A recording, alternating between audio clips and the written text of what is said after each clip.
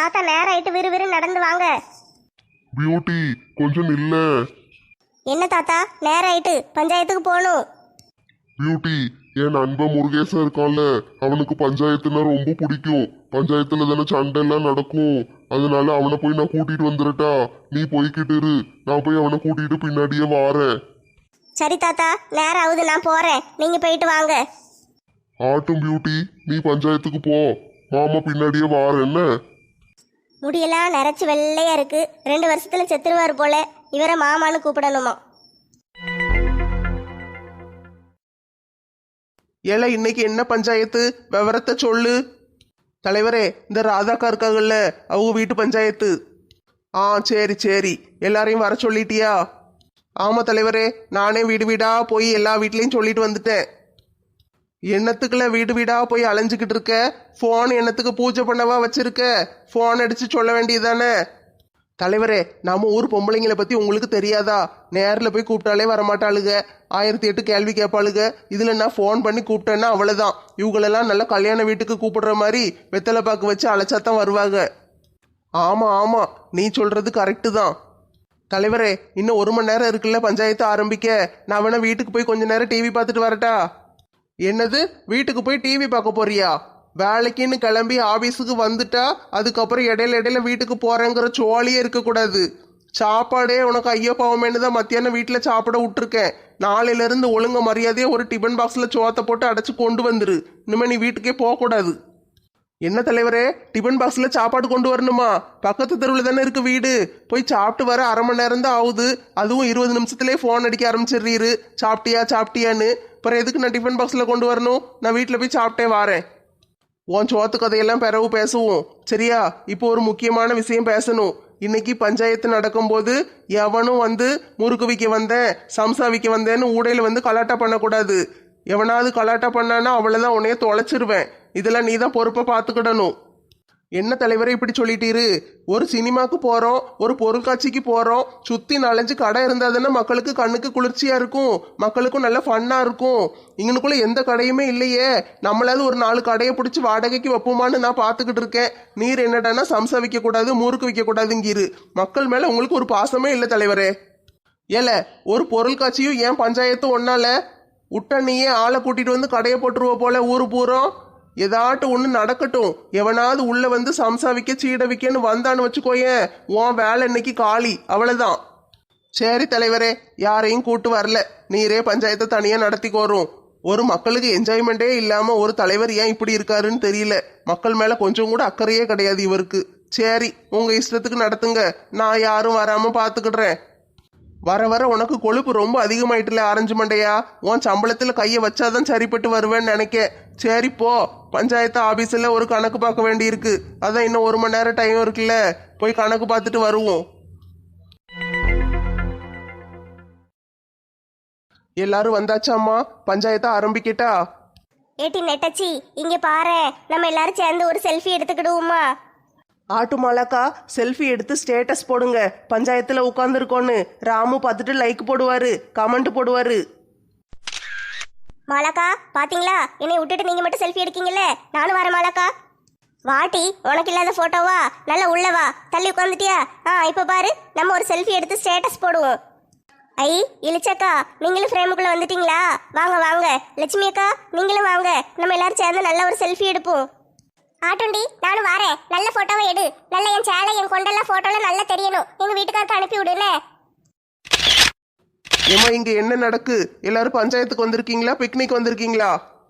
தலைவரே, செல்ஃபி எடுத்துக்கிட்டு இருக்கோம், நீங்களும் வாரீங்களா? எல்லாரும் சேர்ந்து செல்ஃபி எடுத்து ஸ்டேட்டஸ் போடுவோம், ஜாலியா இருக்கும். ஏமா மாலா, போனை தூர வைமா, வந்த வேலையை பாரு. பஞ்சாயத்துக்கு வந்தீங்களா, எங்க வந்தீங்கன்னு தெரியல. ஆளுக்கு வந்து உட்காந்துக்கிட்டு போன் எடுக்க போட்டோ எடுக்கன்னு கிளம்பிட்டாளுங்க.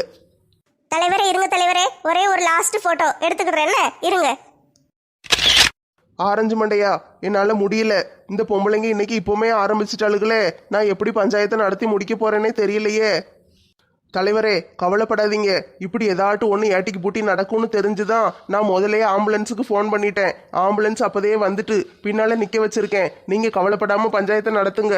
ஏதாட்டும் ஒன்று ஆயிட்டுன்னா நான் உடனே ஆம்புலன்ஸில் தூக்கி போட்டு ஓடிடுறேன். நீ செஞ்சாலும் செய்வப்பா. நான் எப்ப சாவேன்னு தானே நீ காத்துக்கிட்டு இருக்க. நீங்க ஒழுங்கா சம்பளம் தந்தா நான் ஏன் அப்படிலாம் நினைக்க போறேன்.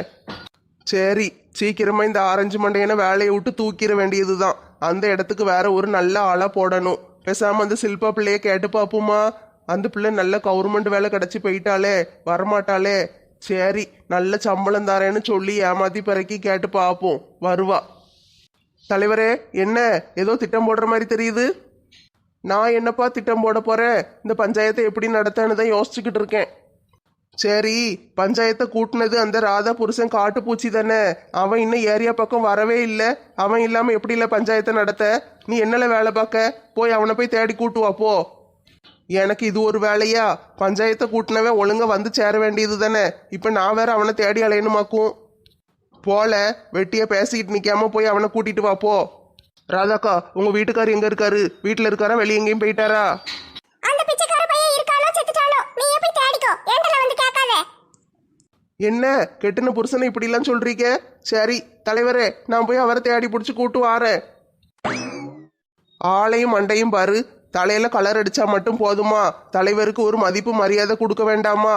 இவனே மதிக்க மாட்டேக்கான், பிற எப்படி ஊருக்கார பொம்பளைகள்லாம் நம்மள மதிப்பாளுக? சரிம்மா, கொஞ்சம் எல்லாரும் என்னைய மன்னிக்கணும். ராதா புருஷன் காட்டுப்பூச்சி வர்ற வரைக்கும் பஞ்சாயத்தை நடத்த முடியாது. அது வரைக்கும் எல்லாரும் அமைதியா உட்கார்ந்துருங்க. பேசக்கூடாதுன்னு சத்தம் வராம அமைதியா உட்கார்ந்துருங்க. தலைவரே, அமைதியா எப்படி இருக்க முடியும்? இது என்ன பள்ளிக்கூடமா? வாயில வரல வச்சுட்டு உட்கார்றதுக்கு? நாங்க எல்லாரும் பேசிக்கிட்டு தான் இருப்போம். எல்லாம் ஏன் நேரம். ஏட்டி ராதா, மேக்கப்பு நல்லா போட்டிருக்கியே, யார்கிட்ட போய் போட்ட? இந்த நம்ம ஊர்ல ஒருத்தி ரெட்டச்சடை போட்டுக்கிட்டு ஒரு பூட்டி பால் வச்சிருப்பாளே, அவட்டையா போய் போட்ட? பூட்டி பால் இல்ல பாட்டி, ஆவின் பால். ஏன் பாட்டி, என் மூஞ்ச பார்த்தா மேக்கப் போட்ட மாதிரியா இருக்கு? என் புருஷன் அந்த பேதியில போறவளுக்கு என்ன எடுப்பு எடுத்துச்சோ தெரியல. நேத்து என்னைய ரோட்ல போட்டு ஒரே அடியா அடின்னு அடிச்சு துவைச்சு காய போட்டுட்டான். அதுக்கு தான் இந்த பஞ்சாயத்து. அப்படியாட்டி? அப்படின்னா உனக்கு பஞ்சாயத்துல தண்டனை கொடுத்து ஊரை விட்டு தள்ளி வச்சிருவாங்கல்ல. அப்ப ஏன் 450 ரூபா பாக்கி எப்போ தருவ? ஏ கிழவி, இங்க ஒரு மனுஷி வாழ்வா சாவான்னு போராடிக்கிட்டு இருக்கா. உனக்கு 450 ரூபா முக்கியமா போயிட்டோ? தர முடியாது கிழவி. என்ன செய்ய முடியுமா செஞ்சுக்கோ போ. என்னது, 450 ரூபாயை தர முடியாதா? நீ எங்க இருக்கேன்னு தெரியுமா? பஞ்சாயத்துல தான் உட்கார்ந்துருக்க. பஞ்சாயத்து தலைவர் பின்னாலதான் இருக்காரு. இன்னைக்கு இந்த பிரச்சனைக்கு ஒரு முடிவு கட்டிடுவோம். இன்னைக்கு பஞ்சாயத்து தலைவர்கிட்ட சொல்லி ஏன் 450 ரூபாயை பைசல் பண்ணாத உன்னை இந்த இடத்த விட்டு அனுப்புவேன். ஏ கடவுளே, இந்த கிழவி எதுக்கு நிலை இல்லாம நிக்கி? ஏ பாட்டி, நான் உங்க துட்டு தந்துடுறேன் பாட்டி. எங்கேயும் கொண்டுட்டு ஓடிட மாட்டேன். இந்த ஊருக்குள்ளதான் இருப்பேன். அடுத்த வாரம் வாங்க, உங்க துட்டை தாரேன். அப்படி தாரேன் இல்லைன்னு ஏதாவது ஒரு பதில் சொல்லணும். தர முடியாதுன்னு பெரிய இவ மாதிரி பேசுற. பெரிய எனக்கு கோவம் வராதா? பஞ்சாயத்து தலைவர்கிட்ட புடிச்சு கொடுத்துருவேன் பாத்துக்கோ. ஏ பாட்டி, அவதான் தாரேங்கல்ல, நீங்க எதுக்கு போட்டு அவளை பாடா படுத்துறீங்க? அவகிட்ட தூர போய் உட்காருங்க. எரியிற தீயில எண்ணெய் ஊத்துற மாதிரி பேசாதீங்க. அவ ஏற்கனவே வீட்டுக்காரட்ட அடி வாங்கிட்டு வந்து உட்கார்ந்துருக்கா. மூஞ்செல்லாம் பாத்தீங்களா எப்படி வீங்கி இருக்குன்னு? நீங்க வேற போட்டு பாடா படுத்தாதீங்க. போங்க தூர.